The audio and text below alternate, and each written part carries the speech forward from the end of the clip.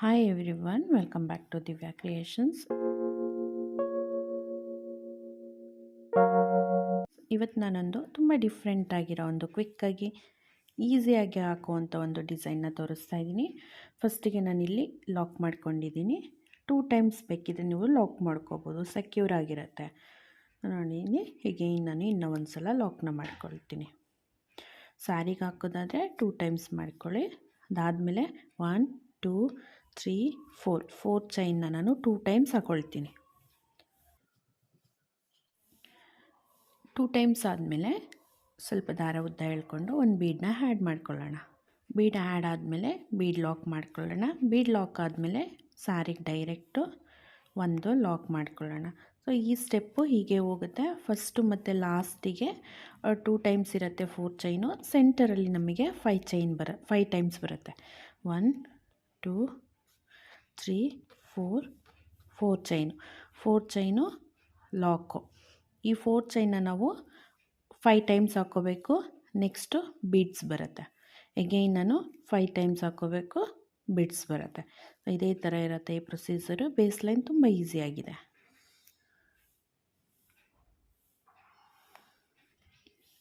ನೋಡಿ ಇಲ್ಲಿ ಕಂಪ್ಲೀಟ್ ಮಾಡಿದ್ದೀನಿ. ಬೇಸ್ ಲೈನು ಹೀಗೆ ಬರುತ್ತೆ.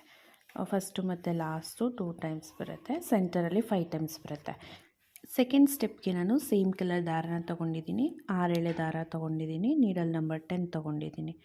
ಸೊ ಇದು ಓಲ್ಡ್ ಡಿಸೈನ್ಗೆ ನಾನು ನೀಡಲ್ ನಂಬರ್ 10 6 ಎಳೆ ದಾರದಲ್ಲೇ ವರ್ಕ್ ಮಾಡೋದು. ಸೊ ಇದಾದಮೇಲೆ ಲಾಕ್ ಮೇಲೇ ಲಾಕ್ ಮಾಡ್ಕೊಳ್ಳೋಣ. ಈ 2 ಲಾಕ್ ಮಾಡಿದ್ವಲ್ಲ ಅದ್ರ ಸೆಂಟರ್ಗೆ ಒಂದು ಲಾಕು. ಈ 4 ಚೈನ್ ಗ್ಯಾಪಿಗೆ ಒಂದು ಸಿಂಗಲ್ ಕ್ರೋಶ, 2 3ರಿಂದ 4 ಸಿಂಗಲ್ ಕ್ರೋಶನ ನಾವು ಹಾಕೋಬೋದು. ನಾನಿಲ್ಲಿ 3 ಸಿಂಗಲ್ ಕ್ರೋಶ ಹಾಕಿ ಲಾಕ್ ಮೇಲೆ ಲಾಕ್ ಮಾಡ್ಕೊಳ್ತಾ ಇದ್ದೀನಿ. ಎಗೈನ್ ನಾನು ಇಲ್ಲಿ ಒಂದು 4 ಚೈನ್ ಇದೆಯಲ್ಲ ಸ್ಪೇಸು, ಅಲ್ಲಿ ನಾನು ಒಂದು ಸಿಂಗಲ್ ಕ್ರೋಶ ಹಾಕ್ಕೊಳ್ತೀನಿ. ಒಂದು ಸಿಂಗಲ್ ಕ್ರೋಶ ಆದಮೇಲೆ 2 ಚೈನು. ಮತ್ತು ನಾನು 2 ಚೈನ್ ಆದಮೇಲೆ ಸೂಜಿ ಮೇಲೆ ಒಂದು ಸಲ ದಾರನ ತಗೊಂಡು ಈ ಬ್ಯಾಕ್ ಸೈಡ್ ಬೀಡಿಂದ ಬ್ಯಾಕ್ ಸೈಡ್ ದಾರ ಇದೆಯಲ್ಲ, ಈ ದಾರಕ್ಕೆ ನೀಡಲ್ನ ಹಾಕಿ ದಾರನ ತೊಗೊಂಬರ್ತೀನಿ. ದಾರ 3 ಇದೆ ಅಲ್ವ, ಈಗ ಫಸ್ಟಿಗೆ ಇರೋ 2 ದಾರನ ಒಂದು ಮಾಡ್ಕೊಳ್ಳೋಣ. ಸೊ ನೆಕ್ಸ್ಟು ಇನ್ನು 2 ದಾರನ ಹಾಗೆ ಉಳಿಸ್ಕೊಳ್ಳೋಣ. ಮತ್ತು ನಾನು ಸೂಜಿ ಮೇಲೆ ದಾರನ ತೊಗೊಂಡು ಈ ಲೂಪ್ ಒಳಗಡೆ ಬ್ಯಾಕ್ ಸೈಡ್ ಬೀಡಿಂದ ಇದೆಯಲ್ಲ ದಾರ, ಆ ಲೂಪ್ ಒಳಗಡೆ ನೀಡಲ್ನ ಹಾಕಿ ದಾರನ ತೊಗೊಂಬರ್ತೀನಿ. ದಾರ 4 ಇದೆ ಇವಾಗ. ಫಸ್ಟ್ ಇರೋ 2 ದಾರನ ಒಂದು ಮಾಡ್ಕೊಳ್ಳೋಣ. ಇವಾಗ ನಮಗೆ 3 ದಾರ ಇದೆ. ಮತ್ತು ನಾನು ಸೂಜಿ ಮೇಲೆ ದಾರನ ತೊಗೊಂಡು ಇದೇ ಲೂಪ್ ಒಳಗಡೆ ನೀಡಲ್ನ ಹಾಕಿ ದಾರನ ತೊಗೊಂಬರ್ತೀನಿ. ಇವಾಗ ಫಸ್ಟ್ ಇರೋ 2 ದಾರನ ಒಂದು ಮಾಡ್ಕೊಳ್ಳೋಣ. ಇದಕ್ಕೆ ನಾವು ಪಫ್ ಸ್ಟಿಚ್ ಅಂತ ಹೇಳಿ ಕರಿತೀವಿ. ನೋಡಿ ಇವಾಗ 4 ದಾರ ಇದೆ. ಈ 4ಕ್ಕೂ ಒಟ್ಟಿಗೆ ಸೂಜಿಯಿಂದ ದಾರನ ತೊಗೊಂಡು ಒಟ್ಟಿಗೆ ರಿಲೀಸ್ ಮಾಡೋಣ. ನೋಡಿ ಈ ಥರ ಒಂದು ಪಫ್ ಡಿಸೈನ್ ಬರುತ್ತೆ. ಇದನ್ನು ಲಾಕ್ ಮಾಡ್ಕೊಳ್ಳೋಣ. ಮತ್ತು ನಾನು 1 2 2 ಚೈನ್ ಹಾಕ್ಕೊಳ್ತೀನಿ. 2 ಚೈನ್ ಆದಮೇಲೆ ಸೂಜಿ ಮೇಲೆ ದಾರನ ತೊಗೊತೀನಿ. ನೆಕ್ಸ್ಟ್ ಇವಾಗ ಈ ಸೂಜಿ ಮೇಲೆ ದಾರನ ತೊಗೊತೀನಿ. ದಾರನ ತೊಗೊಂಡು ಇದೇ ಲೂಪ್ ಒಳಗಡೆ ನೀಡಲ್ನ ಹಾಕಿ ದಾರನ ತೊಗೊಂಬರ್ತೀನಿ. ದಾರ 3 ಇದೆ. ಫಸ್ಟಿಗೆ 2 ದಾರನ ಒಂದು ಮಾಡ್ಕೊಳ್ಳೋಣ. ಇನ್ನು ಉಳಿದಿದ್ದ 2 ದಾರ ಹಾಗೆ ಇಟ್ಕೊಳ್ಳೋಣ. ಮತ್ತು ನಾನು ಸೂಜಿ ಮೇಲೆ ದಾರನ ತೊಗೊತೀನಿ. ಅದೇ ಲೂಪಿಗೆ ನೀಡಲ್ನ ಹಾಕಿ ದಾರನ ತೊಗೊಂಬರ್ತೀನಿ. ದಾರ 4 ಇರುತ್ತೆ ಇವಾಗ. ಫಸ್ಟಿಗೆ ಇರೋ 2 ದಾರನ ಒಂದು ಮಾಡ್ಕೊಳ್ಳೋಣ. ಎಗೈನ್ ನಾನು ಸೇಮ್ ಪ್ರೊಸೀಜರ್ನ ಫಾಲೋ ಮಾಡೋಣ. ಮತ್ತು 2 ದಾರನ ಒಂದು ಮಾಡ್ಕೊಳ್ಳೋಣ. ಇವಾಗ ಸೂಜಿ ಮೇಲೆ 4 ದಾರ ಇದೆ ನೋಡಿ. 4 ದಾರ ಬರೋವರೆಗೂ ಮಾಡಬೇಕು ನೋಡಿ. 3 ಟೈಮ್ಸ್ ಆ ಥರ ಮಾಡಿಕೊಂಡ್ರೆ 4 ದಾರ ಬರುತ್ತೆ. ಈ 4 ಚೈನೂ ಒಟ್ಟಿಗೆ ನಾವು ರಿಲೀಸ್ ಮಾಡೋಣ. ಇವಾಗ ಒಂದು ಲಾಕ್ ಆದಮೇಲೆ 1 2 2 ಚೈನ್ ಆದಮೇಲೆ ಸೇಮ್ ಇದೇ ಥರನೇ ಸೂಜಿ ಮೇಲೆ ದಾರನ ತೊಗೊಂಡು ಇದೇ ಥರನೇ ಪಫ್ ಸ್ಟಿಚ್ನ ಹಾಕ್ಕೋಬೇಕು. ಟೋಟಲಿ ನಮಗಿಲ್ಲಿ 4 ಪಫ್ ಸ್ಟಿಚ್ ಬರಬೇಕು. ನೋಡಿ ಇವಾಗ 4 ಪಫ್ ಆಗಿದೆ. 1 2 3 4. ಇವಾಗ ನಾನು ಇದನ್ನು ಲಾಕ್ ಮಾಡಿಕೊಂಡು 1 2 2 ಚೈನ್ ಹಾಕ್ಕೊಳ್ತೀನಿ. 2 ಚೈನ್ ಹಾಕ್ಕೊಂಡು ನೆಕ್ಸ್ಟ್ 4 ಚೈನ್ ಗ್ಯಾಪಿಗೆ ನಾನು ಒಂದು ಸಿಂಗಲ್ ಕ್ರೋಶ ಹಾಕ್ಕೊಳ್ತೀನಿ. ಸಿಂಗಲ್ ಕ್ರೋಶ ಆದಮೇಲೆ ಲಾಕ್ ಮೇಲೆ ಲಾಕು. ಈ ಪ್ರೊಸೀಜರ್ ಹೀಗೆ ಡಿಸೈನ್ ಹೀಗೆ ಕಾಣಿಸುತ್ತೆ. ಇವಾಗ ನೆಕ್ಸ್ಟ್ ಸ್ಟೆಪ್ಗೆ ಬೇರೆ ಕಲರ್ ಒಂದು ದಾರನ ತಗೊಳ್ಳೋಣ. ನಾನಿಲ್ಲಿ ಸ್ಟ್ರಾಬೆರಿ ಒಂದು ಕ್ರೋಶಾ ಡಿಸೈನ್ ಆಗ್ತಾ ಇರೋದ್ರಿಂದ ರೆಡ್ ಕಲರ್ ದಾರನ ತೊಗೊಂಡಿದ್ದೀನಿ. ಇಲ್ಲಿ ನಾನು ಬೇಸ್ ಲೈನಲ್ಲಿ ಲಾಕ್ ಮಾಡಿದ್ದೀವಲ್ಲ ಅಲ್ಲೇ ಒಂದು ಲಾಕ್ ಮಾಡ್ಕೊಳ್ಳೋಣ. ಇದಕ್ಕೂ ನಾನು 6 ಎಳೆ ದಾರನ ತೊಗೊಂಡಿದ್ದೀನಿ ಲಾಕು. ಇಲ್ಲಿ ನಾನು 3 ಲಾಕ್ ಮಾಡ್ಕೊಂಡಿದ್ದೀನಲ್ಲ, ಆ 3 ಲಾಕ್ ಮೇಲೂ 3 ಸಿಂಗಲ್ ಕ್ರೋಶಾ ಹಾಕ್ಕೊಳ್ಳೋಣ. ಆಮೇಲೆ ಲಾಕ್ ಮೇಲೆ ಲಾಕ್ ಮಾಡ್ಕೊಳ್ಳೋಣ. ನೋಡಿ ಈ ಥರ ಲಾಕ್ ಮೇಲೆ ಲಾಕು. ಇಲ್ಲಿ 2 ಚೈನ್ ಗ್ಯಾಪ್ ಇದೆಯಲ್ಲ, ಈ 2 ಚೈನ್ ಗ್ಯಾಪಿಗೆ ನಾನು ಸೂಜಿ ಮೇಲೆ ದಾರನ ತೊಗೊಂಡು ಫಸ್ಟು 2 ಚೈನ್ ಗ್ಯಾಪಿಗೆ ನೀಡಲ್ನ ಹಾಕಿ ದಾರನ ತೊಗೊಂಬರ್ತೀನಿ. ದಾರನ ತೊಗೊಂಬಂದು ಇಲ್ಲಿ 3 ದಾರ ಇರುತ್ತಲ್ವ, ಈ 3ರಲ್ಲಿ ಫಸ್ಟಿಗೆ 2 ದಾರನ ಒಂದು ಮಾಡೋಣ, ನೆಕ್ಸ್ಟ್ ಇನ್ನೆರಡು ದಾರ ಒಂದು ಮಾಡೋಣ, ಒಂದು ಡಬಲ್ ಕ್ರೋಶಾ. ಮತ್ತು ನಾನು ಸೂಜಿ ಮೇಲೆ ದಾರನ ತೊಗೊಂಡು ಇನ್ನು 2 ಡಬಲ್ ಕ್ರೋಶನ ಹಾಕ್ಕೊಳ್ತೀನಿ. ನೋಡಿ ಈ ಥರ 2 ಡಬಲ್ ಕ್ರೋಶಾ ಹಾಕ್ಕೋಬೇಕು. ಡಬಲ್ ಕ್ರೋಶಾ ಹಾಕೋದು ಗೊತ್ತಿಲ್ಲ ಅಂತಂದರೆ ನಾನು ಆಲ್ರೆಡಿ ವಿಡಿಯೋನ ಅಪ್ಲೋಡ್ ಮಾಡಿದ್ದೀನಿ, ಟ್ಯುಟೋರಿಯಲ್ 2 ಅಂತೇಳಿ. ಅದರಲ್ಲಿ ನಿಮಗೆ ಡಬಲ್ ಕ್ರೋಶಾ ಹೇಗೆ ಹಾಕೋದು ಅಂತ ಗೊತ್ತಾಗುತ್ತೆ. ಸೊ ಡಬಲ್ ಕ್ರೋಶಾ 3 ಆದಮೇಲೆ ಒಂದು ಚೈನ್ ಹಾಕ್ಕೋಬೇಕು. ಒಂದು ಚೈನ್ ಹಾಕ್ಕೊಂಡು ಎಗೈನ್ ನಾನಿಲ್ಲಿ 3 ಡಬಲ್ ಕ್ರೋಶನ ಹಾಕ್ಕೊಳ್ತಾ ಇದ್ದೀನಿ. ನೋಡಿ ಈ ಥರ 3 ಡಬಲ್ ಕ್ರೋಶಾ. ಇದಾದಮೇಲೆ ಎಗೈನ್ ನಾನು ಒಂದು ಚೈನ್ ಹಾಕ್ಕೊಳ್ತೀನಿ. ಒಂದು ಚೈನ್ ಹಾಕ್ಕೊಂಡು ಸೂಜಿ ಮೇಲೆ ದಾರನ ತೊಗೊಂಡು ಇಲ್ಲಿ ನಮಗೆ 5 ಈ ಥರ ಒಂದು ಪೆಟಲ್ಸ್ ಬರುತ್ತೆ. 5 ಟೈಮ್ಸ್ ನಾವು ಈ ಥರ 3 ಸಲ ತ್ರಿಬಲ್ ಕ್ರೋಶನ ಹಾಕ್ತಾ ಹೋಗಬೇಕು. ತುಂಬ ಈಸಿಯಾಗಿದೆ. ಇದೊಂದು ಸ್ಟ್ರಾಬೆರಿ ಸ್ಟಿಚ್ಚು ತುಂಬ ಚೆನ್ನಾಗಿ ಕಾಣಿಸುತ್ತೆ. ಎಲ್ಲ ಸೀರೆಗೂ ಒಂದು ಅಂತ ಡಿಸೈನು, ಬಟ್ ಕಲರ್ ಕಾಂಬಿನೇಷನ್ ತುಂಬ ಇಂಪಾರ್ಟೆಂಟ್ ಆಗುತ್ತೆ. ನೋಡಿ ಈ ಥರ 5 ಪೆಟಲ್ಸ್ ಬಂದಿದೆ. 5 ಪೆಟಲ್ಸ್ ಆದಮೇಲೆ ಇದನ್ನು ಒಂದು ಲಾಕ್ ಮಾಡ್ಕೊಳ್ಳೋಣ. ಈ ಥರ ಒಂದು ಚೈನ್ ಹಾಕ್ಕೊಂಡು ಡಿಸೈನ್ನ ಟರ್ನ್ ಮಾಡ್ಕೊಳ್ಳೋಣ.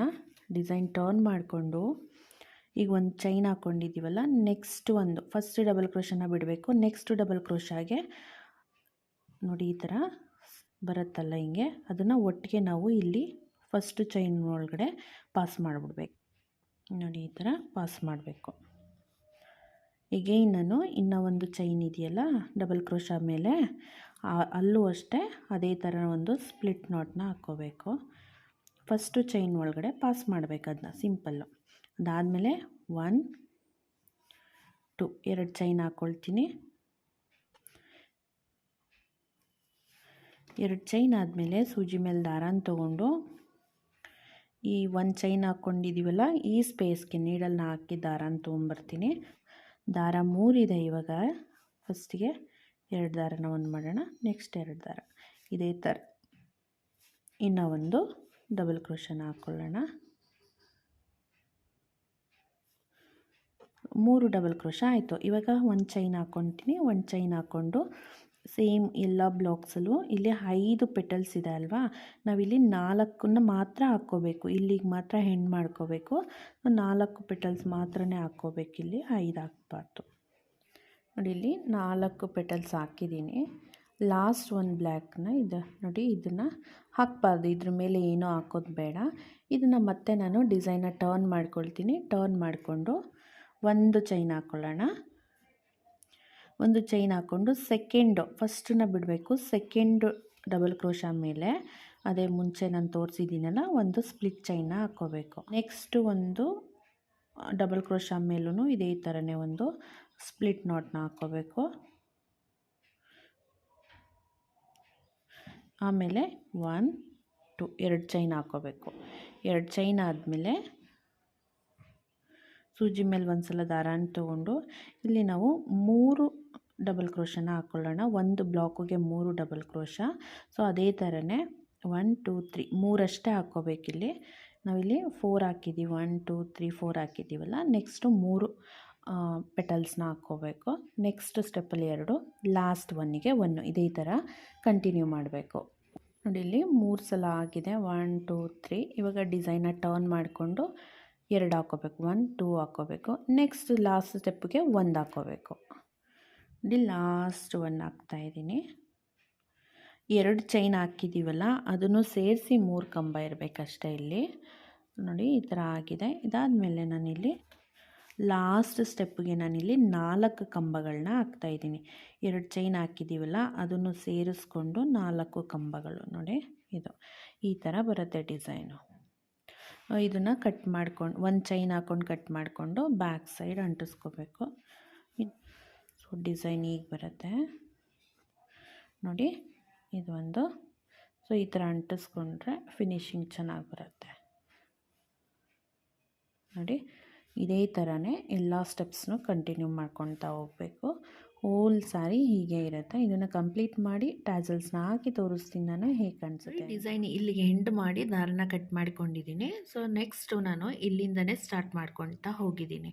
ಸೊ ಇದಕ್ಕೆ ನೀವು ಉದ್ದ ಒಂದು ಇಲ್ಲಿ ಸೆಂಟರಲ್ಲಿ ಒಂದು ಬೀಡ ಹಾಕ್ಬಿಟ್ಟು ಉದ್ದ ಟ್ಯಾಸಲ್ ಬರುತ್ತಲ್ಲ, ಸೊ ಆ ಥರ ಒಂದು ಟ್ಯಾಸಲ್ಸ್ನ ಹಾಕ್ಕೊಂಡ್ರೆ ಚೆನ್ನಾಗಿ ಕಾಣಿಸುತ್ತೆ. ಸೊ ನೋಡಿ ಎಷ್ಟು ಚೆನ್ನಾಗಿದೆ, ತುಂಬಾ ಚೆನ್ನಾಗಿ ಬಂದಿದೆ. ಇಲ್ಲಿ ನೀವು ಸೆಂಟರಲ್ಲಿ ಬೀಡ್ಸ್ ಕೂಡ ಆ್ಯಡ್ ಮಾಡ್ಕೊಬೋದು, ಇನ್ನೂ ಗ್ರ್ಯಾಂಡಾಗಿ ಬರುತ್ತೆ. ನೀವು ತುಂಬ ಗ್ರ್ಯಾಂಡಾಗಿ ಬೇಕು ಅನ್ನೋರು ಇಲ್ಲಿ ಸೆಂಟರಲ್ಲಿ ಡಬಲ್ ಕ್ರೋಶೆ ಹಾಕ್ತೀವಲ್ಲ, ಅಲ್ಲಿ ಮುಂಚೆನೇ ದಾರ ಪೊಣಿಸ್ಕೊಂಡು ಒಂದು ಬೀಡನ್ನ ಮೂವ್ ಮಾಡ್ತಾ ಹೋದರೆ ತುಂಬ ಚೆನ್ನಾಗಿ ಕಾಣಿಸುತ್ತೆ, ತುಂಬ ಗ್ರ್ಯಾಂಡಾಗಿ ಕಾಣಿಸುತ್ತೆ. ನಾನಿಲ್ಲಿ ತುಂಬ ಸಿಂಪಲ್ಲಾಗಿ ತೋರಿಸಿದ್ದೀನಿ. ಈ ಡಿಸೈನ್ ನಿಮ್ಮೆಲ್ಲರಿಗೂ ಇಷ್ಟ ಆಗಿದೆ ಅಂತ ಅಂದ್ಕೊತೀನಿ. ಇಷ್ಟ ಆಗಿದ್ರೆ ಪ್ಲೀಸ್ ಲೈಕ್ ಮಾಡಿ, ಹಾಗೆ ಸಬ್ಸ್ಕ್ರೈಬ್ ಮಾಡ್ಕೊಳ್ದಿರ ನೋಡ್ತೀರಿ ಪ್ಲೀಸ್ ಡೂ ಸಬ್ಸ್ಕ್ರೈಬ್. ಹಾಗೆ ನಾನು ನೆಕ್ಸ್ಟ್ ಇನ್ನೂ ಒಂದು ಬ್ಯೂಟಿಫುಲ್ ಡಿಸೈನ್ ಜೊತೆಗೆ ಸಿಗ್ತೀನಿ. ಅಲ್ಲಿವರೆಗೂ thank you so much for watching. Bye.